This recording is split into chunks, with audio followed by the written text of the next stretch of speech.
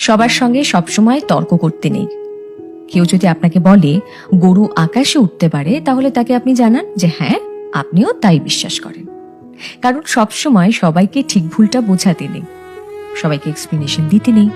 আর এই কথাটা যত তাড়াতাড়ি বুঝে ফেলা সম্ভব ততটাই ভালো। অপাত্রে ভালোবাসার দান করতে নেই।